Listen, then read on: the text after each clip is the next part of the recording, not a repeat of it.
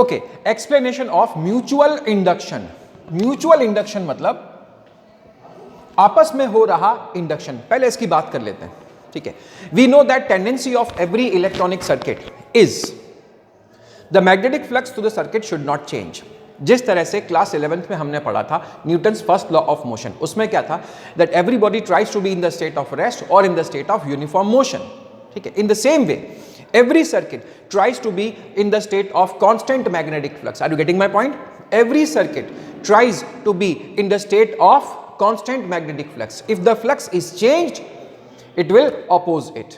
ठीक है। तो अब देखो यहां पे जो सेल्फ इंडक्शन की बात की थी पहले अपन ने, उसमें क्या हो रहा था, the changing current was flowing in a coil and the induced EMF was also produced in the same coil. Now in this I have two coils which are kept close to each other, coil number 1 and coil number 2. Now if I pass current from coil number 2, what will happen? The current in the coil number 2 will increase. The magnetic flux, the magnetic field of coil 2 will also increase. The flux of coil number 2 will also increase. Now because coil number 1 is kept very close to coil number 2, so the magnetic flux of 2 which is related to coil number 1 will also increase. And coil number 1 does not like it. Coil number 1 does not like it. So what it does? It generates an induced EMF in itself. Clear? This phenomena is the phenomena of mutual inductance. ठीक है, अपने neighbouring coil में से grow होते हुए current को oppose करना। See, tendency of a coil to oppose the changing current flowing through the neighboring coil is called mutual induction. Okay, here again I have this magnetic flux. ये magnetic flux कौन सा है? This is the magnetic flux which is generated in coil number 2 but which is getting associated with coil number 1. ठीक है, अगर आप मेरे पास में हो तो आप मेरे से इन्फ्लुएंस होते हो। इन the same way coil number 2 is close to coil number 1.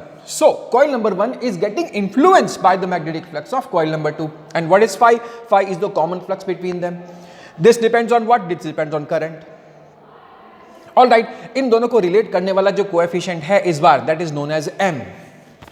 m यानी ये होगा coefficient of mutual inductance. Okay, m is coefficient of mutual inductance. Now again apply Lenz's law.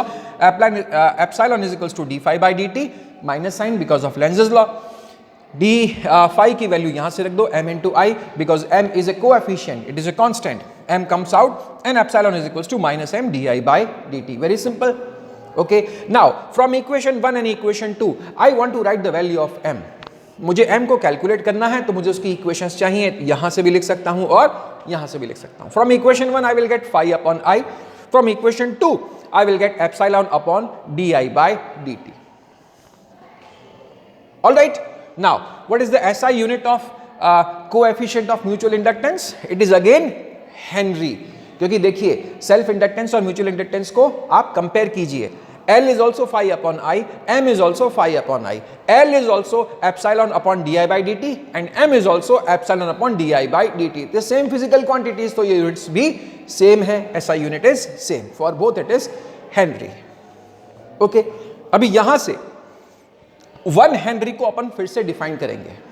ठीक है, थोड़ा प्लेइंग ऑफ वर्ड्स है इसमें और कुछ भी नहीं है. From this part if I try to define 1 Henry, what I will get? If, listen, if the current flowing in a coil is 1 ampere and the magnetic flux associated with the second coil is 1 Weber, then the mutual inductance of both the coils is 1 Henry. ठीक है, second से define करेंगे.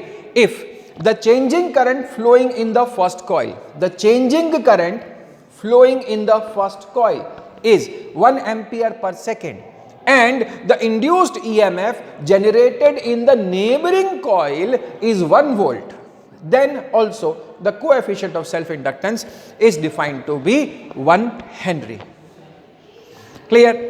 Here तो total Henry की अपने पास में कितनी definitions हो गई हैं? 4 डेफिनेशंस. ओके हेनरी की 4 डेफिनेशंस हैं, ध्यान से अगर इन डेफिनेशंस को देखा जाए तो it is nothing but a simple game of words.